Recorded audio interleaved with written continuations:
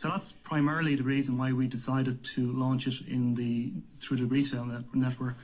And is this the only way that you can get access to that kind of information? I mean, I would assume that it would be easier to go to stubbs.ie, go on the internet, do a search and see if somebody that you may be about to do business with has at any point featured in a Stubbs magazine. Well, exactly. So we do have our Stubbs Credit Bureau, which is online and it's typically used by credit unions, banks, utility companies. So generally, you're a small Irish business. They probably don't have the time, they don't have the resources to go online to check customers. But the option is there if they want it. And if they do want more information, that's not in the monthly Gazette.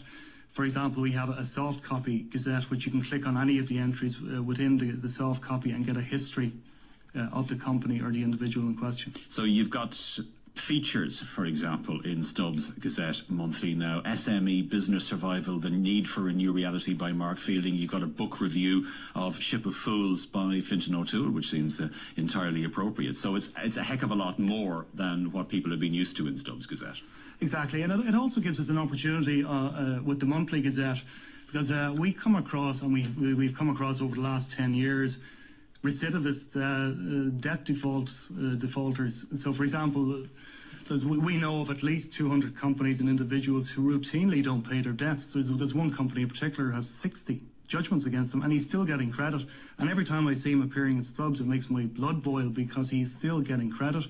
And the reality of that is that the creditors who are giving him credit, that affects their business, it affects their stakeholders, it affects their employment. They could eventually end up closing their business because of it. And there's nothing you can do about that except other than put this person's name into Stubbs Gazette when the issue arises, basically. Yeah, and with the Monthly Gazette, it gives us an opportunity to. There is a story behind every judgment. Unfortunately, we don't have the space to delve deeply into every single judgment, but it does give us an opportunity in the Monthly Gazette to pick out 10 cases every month and look under the bonnet, so to speak.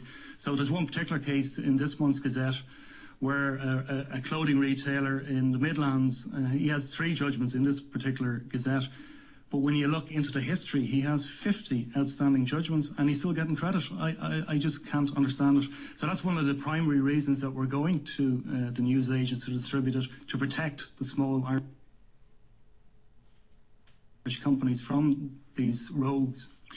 Just to stay on the magazine, because I want to talk to you about issues of credit and some of the issues that you've raised there, but to stay with the magazine, you brought in a copy of the magazine from, what date is that? It's the print. The original one was 1828. 1828. This one that you're looking at is 1880, and it's in immaculate condition. I had a call recently from an antiques book dealer in the UK, and he had 25 copies of the Gazette, which he's kindly sent over to me.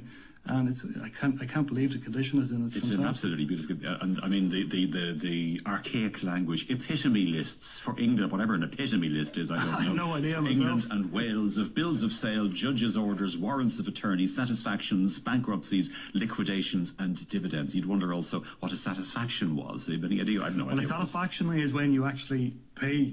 All right. Judgment. Okay. That makes perfect sense. Okay, so how do you, though, I mean, obviously there are a lot of companies that willingly do not pay their debts and are still getting credit, as you've outlined. How do you distinguish, though, or is it even your business, to distinguish between those who won't pay and those who can't pay now but wants to pay and will be able to pay in a few months when their cyclical business is in funds again? Well, you're dead right. We would classify debtors into the 2 categories you mentioned: the can't pays and the won't pays.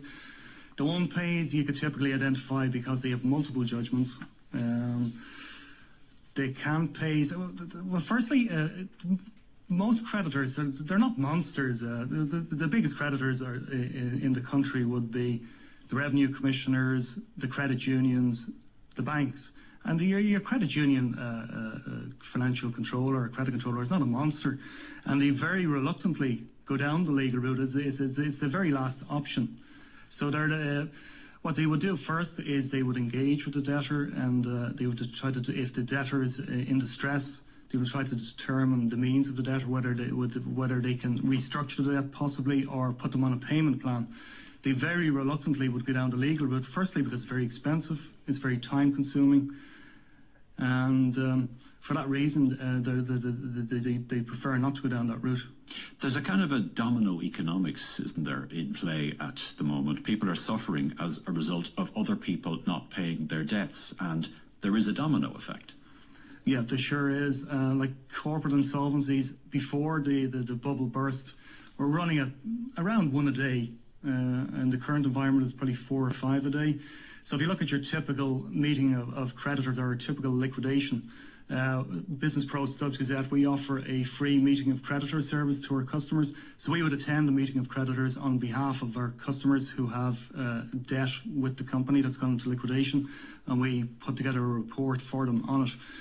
But if you consider that your typical liquidation would have average unsecured creditors of over 200,000, and if you multiply that by 1,500, which is the amount of companies that are going into liquidation every year, it's a substantial amount of write-offs. It's probably around £500 million of write-offs every year.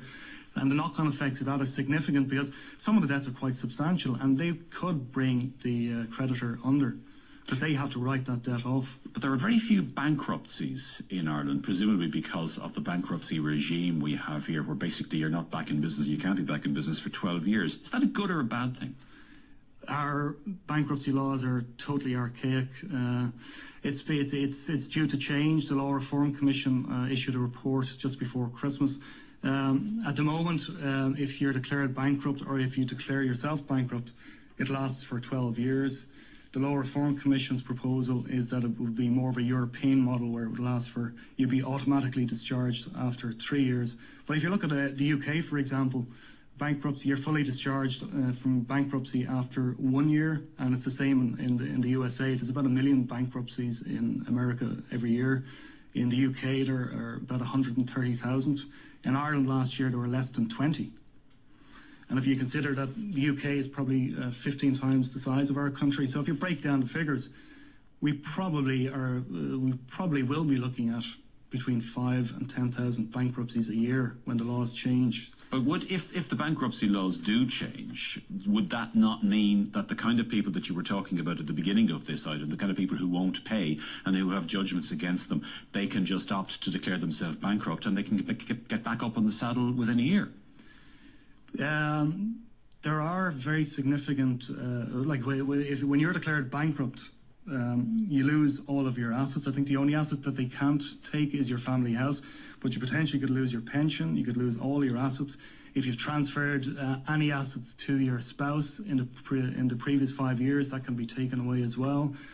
So basically, if you're a chancellor, this is not the kind of route that you want to go down. No, and the public, a lot of the public feel that it's a soft option for people, that they declare themselves bankrupt. It's not really, because they lose everything apart from their family house.